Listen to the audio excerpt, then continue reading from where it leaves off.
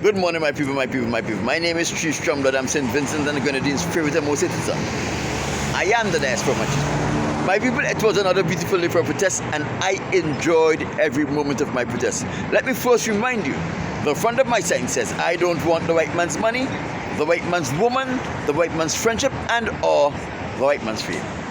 And the reverse of my sign says, white man, why have you enslaved the African American? My people, it was another beautiful day for a protest, and I enjoyed every moment of my protest. Unfortunately, or fortunately, I do not have anything of importance that I should bring to your attention as it relates to the activities that occurred while I was protesting. And as you know, when I am finished protesting, it is always my pleasure and delight to bring to you something of a social nature as it relates to St. Vincent and the Grenadines. My people,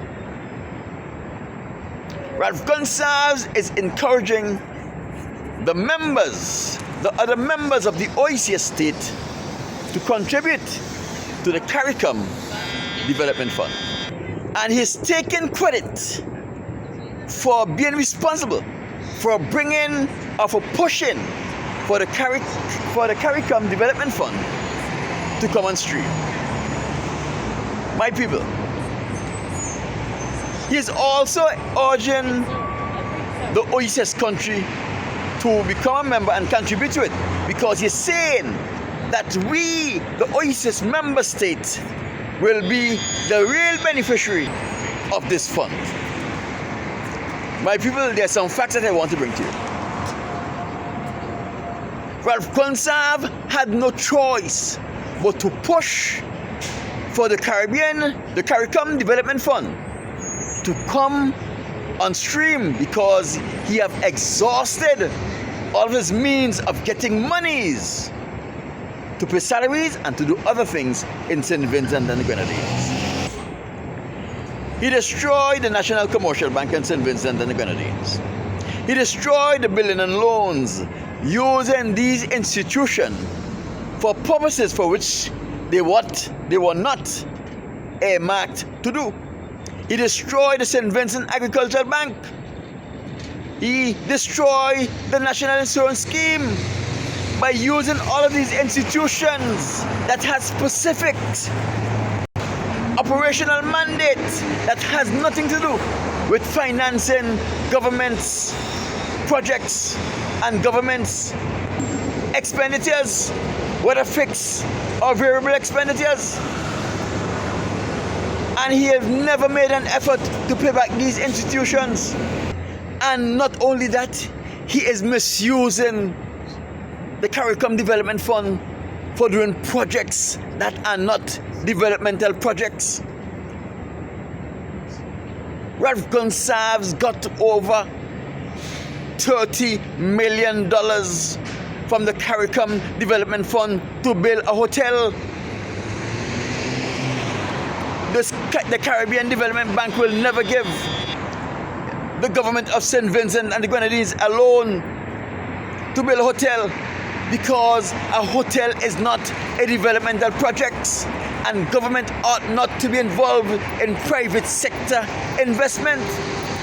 Because when governments get involved in private sector investment, even when it is necessary, they always operate at a loss, and the government are forced to refinance those investments.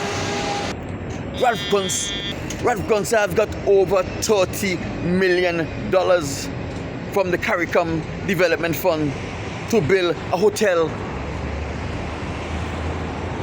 which is going to hand over to the Holiday Inn people.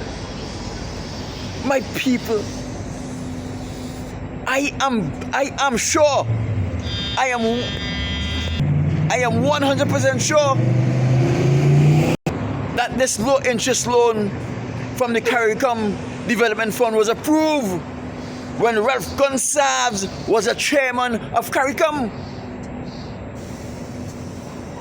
No other CARICOM leader who was sitting as chairman of CARICOM when the turn come around will ever allow such a loan to be granted to any government, because government don't get involved in private sector investments. Government don't operate supermarkets. Government don't operate shops and hotels. That is for private investors to invest in. You may say Cato invested in the marketing corporation. Yes, that is understandable. Milton Cato invested in the marketing corporation because the sole purpose of the marketing corporation was to ensure that our farmers' produce did not spoil. The objective of the marketing corporation was to look for market outside of St. Vincent and the Grenadines, where the farmers' produce can be sold. Do you know why St. Vincent and the Grenadines got a market in Trinidad and Tobago and Barbados, where we were shipping hundreds of thousands of pounds of produce to Trinidad and Tobago and Barbados on a weekly basis? It was because of the marketing corporation. Agents from the marketing corporation that was set up was who went and organized these markets in Trinidad and Tobago, in Barbados, and to a lesser extent in the Virgin Islands, where we began to ship. So you see, this was a base where the government agencies were operating from to get market overseas for our farmers to sell their produce. It is not the same. My people, I have been saying this all along, that the Holiday Inn people are not going to come to St. Vincent and the Grenadines and invest millions of dollars in building a hotel, because there is no ready tourist market there where they can recoup their monies. I told you that the sandals company is not going to come to St. Vincent and the Grenadines and invest millions of dollars, because there is not a ready market, tourist market in St. Vincent and the Grenadines that will help them to offset the millions that they're going to spend. They will not make it back in a timely manner. So tell me this, why will Sandals come to St. Vincent and the Grenadines and invest over $100 million in creating an exclusive resort? Preach it, brother, preach it. When Preach it. the government of St. Vincent and the Grenadines have invested $60 million in putting a Holiday Inn to compete against Sandals? Does it make sense? Ralph Gonsalves tried to give us the impression that the Holiday Inn management were coming to St. Vincent and the Grenadines to invest in the hotel industry. He tried to give us the impression that Sandals were coming to St. Vincent and the Grenadines to invest in hotel industry. Now we find out that the Holiday Inn project was financed by loans that was borrowed by the government of St. Vincent and the Grenadines. Very soon we are going to find out that the Sandals Resort project are also loans that were borrowed by the government of St. Vincent and the Grenadines, and they are trying to pass it off like if Sandals is investing the money. My people, the reality is St. Vincent and the Grenadines is not an attractive place for any hotelier to come to and invest millions of dollars in building a hotel. Why? The first thing, we have two unpredictable elements that's going against us. We have an active volcano. When our volcano erupts, which can be any time, and there is no time frame as to how long an eruption is going to last, it shuts down everything. The ones come in, the one people only leave. No hotelier is going to invest $100 million, $60 million in a place like St. Vincent and the Grenadines. We saw what happened in 1979. We saw what happened in 2001 when the volcano erupted. Everything came to a standstill. And the second thing, we are in the direct path of the hurricane belt. The hurricanes are unpredictable.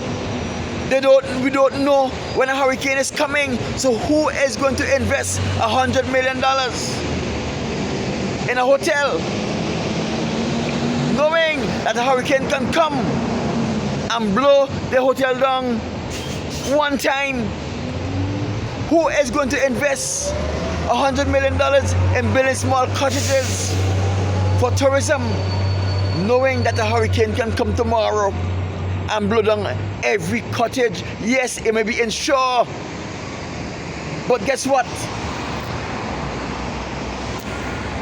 The money you get from the insurance based on the damages may not be enough to cover your expense unless you took out profit loss insurance.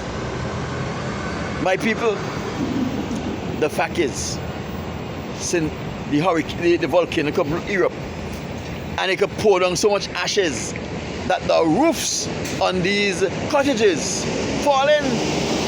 It have happened to Vincentians in 1979 when we didn't know what to expect.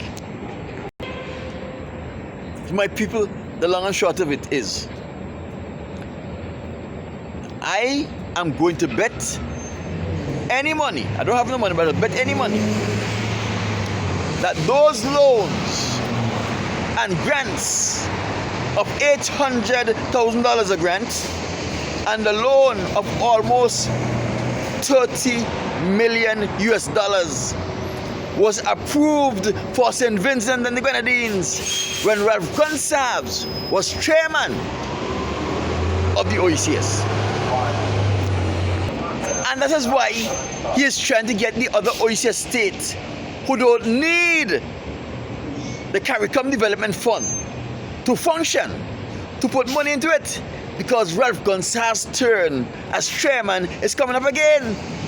And he is going to give himself loans from that fund again at very low interest rate, and he is not going to pay them back.